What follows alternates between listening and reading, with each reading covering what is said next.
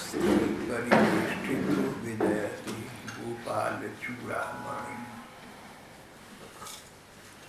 भक्तिमती ताज बेगम का वृत्तांत। ताज बादशाह अकबर की पत्नी थी।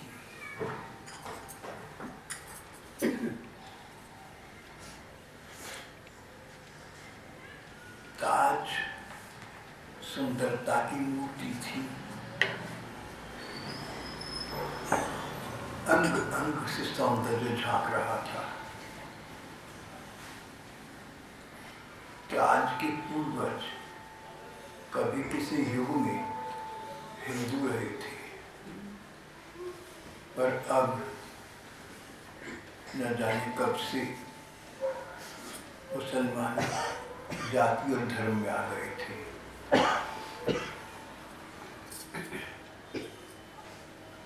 ताज की सुंदरता पर बादशाह अकबर मुग्ध हो गए थे। फिर ताज के गुणों की प्रशंसा सुनी। ताज की पिता से वार्ता की और इस प्रकार ताज का अकबर से 2 बार विवाह हो गया। पहले हिंदू रीति से हुआ, फिर मुस्लिम रीति से।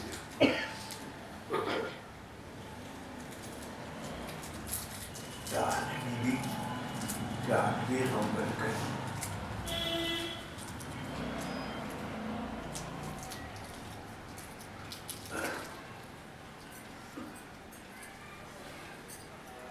बादशाह अकबर अपने एक गुण के लिए प्रसिद्ध थे। स्वयं यवन धर्म का पालन करती थी, पर अन्य धर्मों के प्रति कोई वितृष्णा न रखती, प्रत्युत उनका भी आदर करती। हिंदू धर्म के अनेक आचार्य, संत और गुरुजनों के प्रति इनका आदर भाव था। इन दिनों वल्लभाचार्य महाप्रभु के आसन पर नियुक्त गोसाई विठलनाथ जी महाराज विराजमान थे। विठलनाथ जी भगवत प्रेम की मूर्ति थी। विठलनाथ जी श्री कृष्ण के परम भक्त थे। विठलनाथ स्वयं तो थे जहाँ थे, न जाने कितने साधारण सांसारिक लोगों को विठलनाथ जी ने भगवान की भक्ति पथ का पथिक बना दिया। कितने ही साधकों को सिद्धि का मार्ग बता दिया। निराश लोगों के जीवन में आशा का संचार कर दिया। नास्तिक अनीश्वरवादियों को ईश्वरवाद और आस्तिकता की ओर उन्मुख कर दिया। गोसाई विठलनाथ जी महाराज, मैं तो उनका नाम लेकर भी पवित्र हो जाता हूँ। विठलनाथ जी के प्रति बादशाह अकबर का श्रद्धा भाव था। बादशाह अकबर के वजीर बीरबल थी। बीरबल की बेटी शोभा थी। शोभा की सखी लीला थी। शोभा सखा विठलनाथ जी से प्रभावित थी। दरबार परिवार में विठल जी का श्रद्धा और आदर से नाम लिया जाता था। शोभा लीला की भी यही कहानी थी। शोभा लीला अकबर के दरबार परिवार में आती और एक से गुणों के लोग एकत्रित हो जाते हैं तो शोभा और लीला बेगम ताज से मिलती। दोनों सखियों का प्रभाव ताज बेगम पर पड़ा। ताज बेगम विट्ठल नाथ जी के संपर्क में आई और भी अधिक गहरा प्रभाव पड़ा। संत विट्ठल नाथ जी महाराज की स्वभाव में हितैषिता थी, जीव मात्र के प्रति करुणा की भावना थी, पर दुखी दूसरे के दुख में कातर हो जाती थी। जितने भगवत भक्त हैं, जितने कृष्ण प्रेमी हैं, उनका जीव मात्र के प्रति करुणा का भाव सहज बन जाता है। जैसे किसी माँ के प्रति हमारा भाव तो उसके बच्चे भी अच्छे लगने लगते हैं। तो आज विट्ठलनाथ जी के संपर्क में आई, शोभा लीला के माध्यम से आई। पति अकबर विट्ठलनाथ जी के प्रति आदर भाव रखते थे, उसके आपत्ति न की, और दरबार परिवार की बेगम ताज जानकर या अनजाने में, चाहकर या अनचाही में, संस्कारों और सत्संग के परिणाम स्वरूप श्री कृष्ण के प्रति आकृष्ट होती गई। कर्षति इति कृष्ण, जो अपनी ओर आकर्षित करे, अपनी ओर खींच दे, उन्हें कृष्ण कहती है। श्री कृष्ण के प्रति ताज का आकर्षण बढ़ता गया, आकर्षण अनुराग में बदल गया, प्रगाढ़ अनुराग, और अनुराग का प्रगाढ़ स्वरूप श्री कृष्ण चिंतन, कृष्ण कथा, कृष्णान्वेषण, कृष्णाकांक्षा, कृष्ण कृपाभिलाषा, ये सब शब्द ताज के जीवन के पर्याय बन गए। ताज का जीवन ही कृष्णमय हो गया। विट्ठलनाथ जी महाराज से और अपनी सखी शोभा और लीला के मुंह से श्री कृष्ण की कीर्ति कथाएं श्रवण गोचर हूँ। श्रवण का प्रभाव जिस व्यक्ति के विषय में श्रवण करती, जिसका गुणगान श्रवण करती हैं, धीरे धीरे उससे मिलन की आकांक्षा, उसके दर्शन की इच्छा उत्पन्न हो जाती है।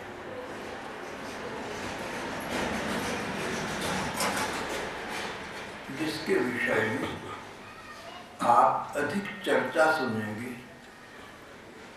गुण प्रभाव की चर्चा सुनेंगे, उसको देखने को आपका मन करने लगेगा। ताज भी हम शोभा लीला से सुनकर, विट्ठलनाथ जी से सुनकर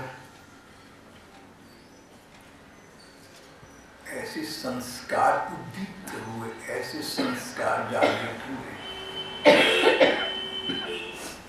श्री कृष्ण दर्शन की उत्कट आकांक्षा उनके हृदय में उत्पन्न हो गई।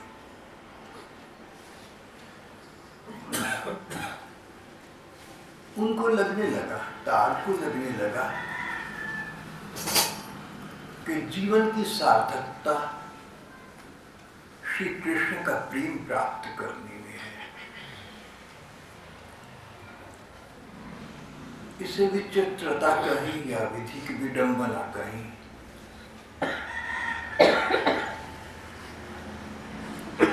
हम अपने धर्म के प्रति भली अनुरक्त आसक्त न हों, हम अपने श्री कृष्ण के प्रति भावित हों न हों, यूं ना देखूं, पर न जाने कितने विधर्मी कहलाने वाली श्री कृष्ण भक्त हो गए। ताज, उनका सरताज बन गई थी, कृष्ण प्रेम में विभोर हो गई, कृष्ण प्रेम से अभिभूत हो गई, कृष्ण दर्शन की उत्कट आकांक्षा उत्पन्न हो गई। दिन रात श्री कृष्ण की लीलाओं का स्मरण चिंतन, दिन रात श्री कृष्ण के भजन पदों का गायन और श्रवण किया करती।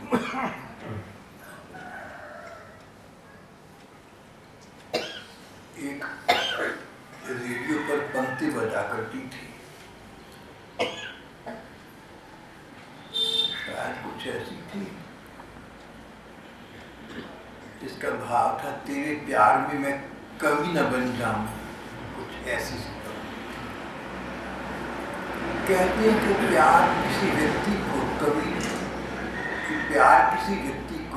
कवि बना देता है, गायक बना देता है, कलाकार बना देता है। हृदय के भाव जब हम प्रस्फुटित नहीं कर पाते, मन के उद्गार जब किसी के सम्मुख प्रकट नहीं कर पाते, तो काव्य कविता के रूप में मानो सरस्वती फूट उठती है, हृदय के भाव कविता के रूप में प्रकट हो जाती है। ताज बेगम के साथ यही हो रहा था। मुस्लिम परिवार में थी, श्री कृष्ण के प्रति अनुराग प्रेम हो गया था। हृदय के भाव किससे कहें, मन मन से कहने लगा, हृदय हृदय को सुनने लगा। कितने ही पद भजन ताज बेगम ने श्री कृष्ण के विषय में लिखी और उनको गाया करती थी। छैल जो छबीला सब रंग में रंगीला, बड़ा चित्त का अड़ीला कहूँ देवों से न्याया है।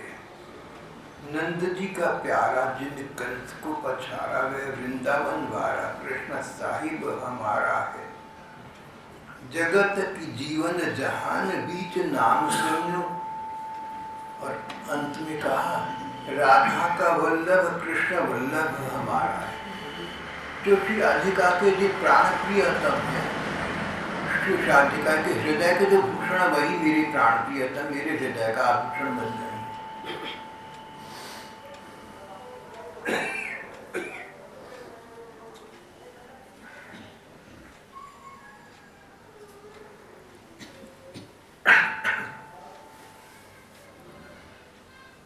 दिल को दो दुनिया की दौलत बख्श दी,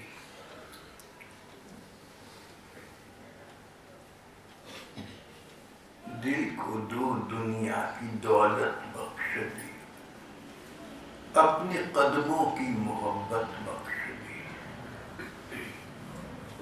भगवान लोक परलोक का मुझे सुख प्रदान कर दे, लोक परलोक का सुख मुझे तेरे चरणों से मिलता है, तू मुझे अपने चरण पथ का अनुगामी बना दे मेरे स्वामी। मैं तेरे पाद पद्मों में तेरी देवदासी बनकर, तेरी सेविका बनकर रहूंगी, आज्ञा आदेश का पालन करूंगी। ताज बेगम मन ही मन परमात्मा से, श्री भगवान से प्रार्थना किया करती, मेरे मालिक, मेरे मौला, परवरदिगार, ऐ कायनात के मालिक, अपनी रहमत मुझे बख्श दे, अपनी प्राप्ति मुझे करा दे, अपनी चमक मुझे चीज स्वीकार कर ले मेरे सामने, अपने दासों की दासी बना दे मुझे, कहीं अपने जीवन स्थान दे दे।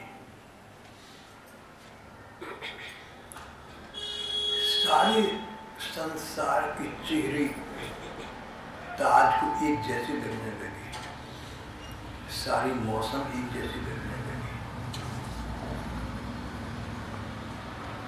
और फिर सोचती कि श्री कृष्ण केवल हिंदुओं के नाथ हो ऐसा तो नहीं है, जगन्नाथ सारे संसार के स्वामी हैं। तो मुझ पर प्रसन्न होकर मुझे अपनी प्राप्ति करा देंगे। प्रकार प्रकार के विचार ताज के मन में आती जाती रहती, विचारों का एक बवंडर उठता रहता, एक तूफान उठता रहता, जिस पे है तेरी इनायत की नजर, है वही जिस पे है तेरी इनायत की नजर, है फरिश्तों में भी आला वो बशर। भगवान जिस पर तुम्हारी कृपा दृष्टि हो, जिसे तुम्हारी कृपा को प्राप्त हो जाए, वही मनुष्यों में भी देवदूतों से अच्छा है।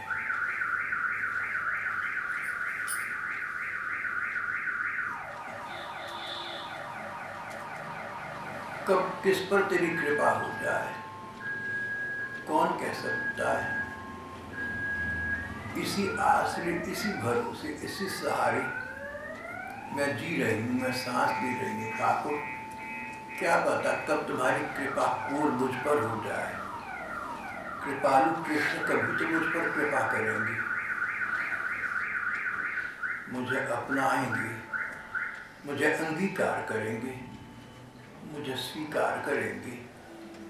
मन ही मन श्री कृष्ण से लाख लाख प्रार्थनाएं करती हूँ।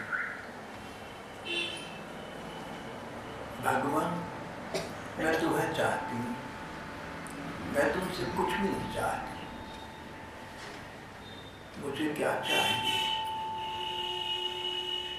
तुम्हारे चरणों की सेवा चाहिए मुझे।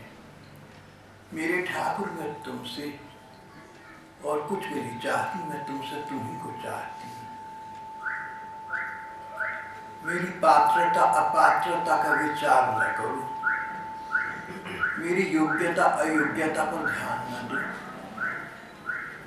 जैसी हूँ मैं वैसी मुझको अपना लो, या मुझे ऐसी योग्यता प्रदान करो जिस योग्यता से तुम्हारी प्रसन्नता प्राप्त होती है।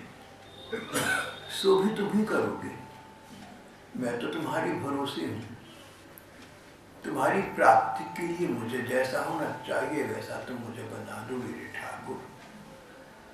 मन ही मन भक्तिमती ताज भगवान से प्रकार प्रकार की प्रार्थनाएं करती रहती।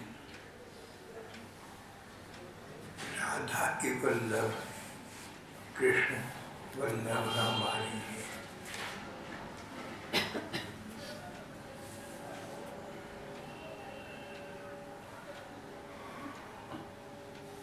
फिर एक दिन विठलनाथ जी से प्रार्थना की, आप मुझे कोई ऐसा जादू मंत्र प्रदान करें जिससे श्री कृष्ण मुझसे प्रसन्न हो जाए। मैं वृंदावन जाना चाहती हूँ, वृंदावन विहारी के दर्शन करना चाहती हूँ। नयनों की सार्थकता कृष्ण दर्शन में है। सुना है कि कृष्ण वृंदावन में शीघ्र मिल जाते हैं। मैं वृंदावन जा सकूं, पर मेरे पतिदेव नहीं चाहते। मैं क्या करूं समझ नहीं आता। फिर अकबर को पता लगा, अन्य रानियों से पता लगा कि बेगम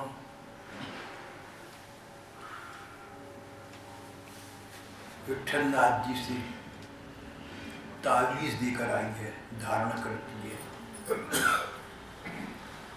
अकबर का ताज के प्रति विशेष स्नेह सम्मान का भाव था। अनेक मुसलमान रानियों को, बेगमों को बुरा लगता था। हसद, ईर्ष्या। ईर्ष्या के विषय में जेलसी, ईर्ष्या के विषय में अंग्रेजी के प्रधान काव्य शेक्सपियर ने एक पंक्ति कही जो मुझे बहुत बहुत जचती है।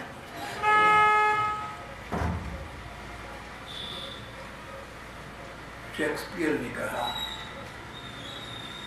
ईर्ष्या ऐसी वृत्ति है जिसको कोई जननी नहीं है, जिसका कोई माता पिता नहीं है, जिसका कोई कारण नहीं होता, सेल्फ जनरेटेड, स्वयं संभूत, अपने आप उत्पन्न हो जाती, यूं ही अकारण।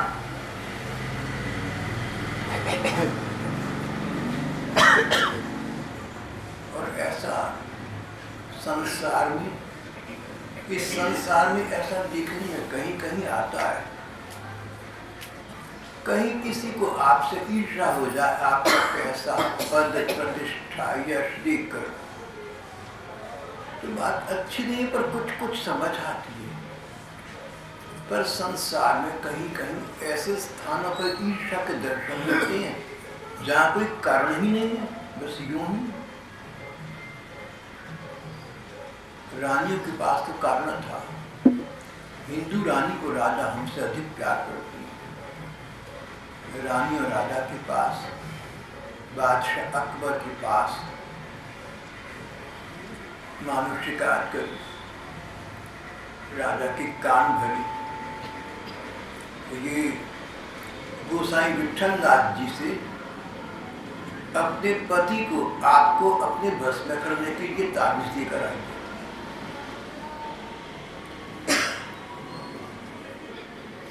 राजा को लगा कि कदाचित ऐसा होगा।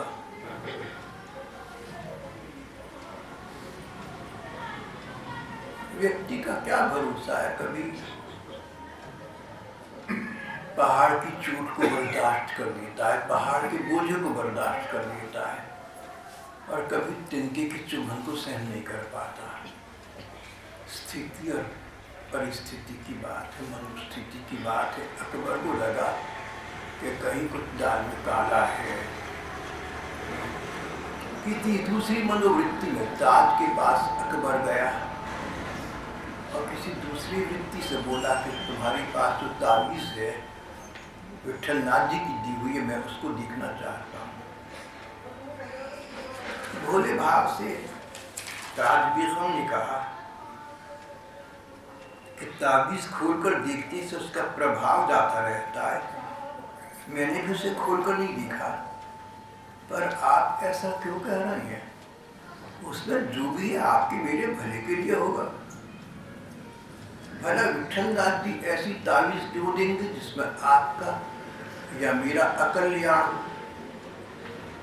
ताज को क्या पता? ताज क्या जाने के बादशाह का मन बदला हुआ है। मन बदलते देर नहीं लगती। अच्छे अच्छे संतों के प्रति विठलनाथ जी महाराज जैसा कौन सा संत होगा? कब किसी का मन बदल जाए पता नहीं चलता। किसी श्रद्धास्पद संत के प्रति श्रद्धालु का किसी का मन बदल जाए। पुराने जन्मों के हमारे अनेक अच्छे बुरे संस्कार हैं। जब पुराने हजारों जन्मों के पापों का समूह इकट्ठा होकर सामने आता है, तो किसी श्रद्धास्पद संत में हमारी अश्रद्धा, हमारी शंका बुद्धि हो जाती है। आप सब जानते हैं ना, ईसा एक स्थान पर थी, सरकार उनको सजायाफ्ता करने के पता लगाना चाहती थी। उनके पट्टे चुपचाप सरकार को बताया कि ईसा वहां छिपे हैं, वहां पकड़ो और मार दो। ईसा को सूली मिली, पट्टे शिष्ट नहीं। सम्मान्य स्वामी दयानंद सरस्वती जी महाराज का पुराना 40 साल पुराना रसोईया, जिसको उन्होंने नेपाल से आया था, अपने पास पनाह दी थी, शरण दी थी। दूसरों से मिल गया, विपक्षी विद्वेषियों से मिल गया और जहर दे दिया दयानंद जी को खानी में। जानता था कि मेरा विश्वास करती है। विश्वास पात्रों की कमी नहीं है और विश्वासघात करने वालों की भी कमी नहीं है। क्या संसार ऐसे ही चल रहा है। तुम्हारे जीवन में कोई ऐसा व्यक्ति आया जिसको तुमने पनाह दी, शरण दी, आश्वासन दिया, बरसों जिसके रोने सुनी और जिसको तुमने आश्रय दिया, संवेदना सहानुभूति प्रदान की और तुम्हारे पीछे दूसरे लोगों से तुम्हारी बुराई करता फिरे तो आश्चर्य की बात नहीं। अगर ईसा के साथ हो सकता है, दयानंद के साथ हो सकता है, तुम और मैं क्या वस्तु है। इस सत्य ब्रीद अगर ऐसा कोई प्राणी तुम्हें मिल जाए ना, तुम्हारे जीवन में आ जाए, तो उसके मंगल के लिए परमात्मा से प्रार्थना करना, अशुभ मत सोचना उसका। भगवान इसको सब बुद्धि प्रदान कर, भगवान इसको कल्याण कर दे इसका।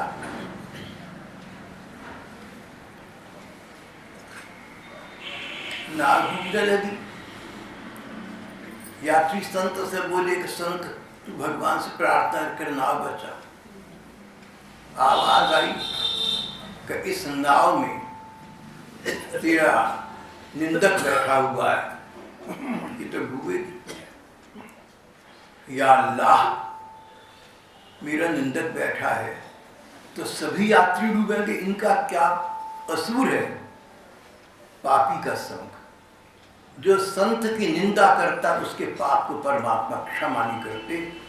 इन दुष्टों ने, इन मूर्खों ने संत के अपराधी का संग किया है, ये तो जहन्नुम में जाएगा ही जाएगा, नाव डूबेगी।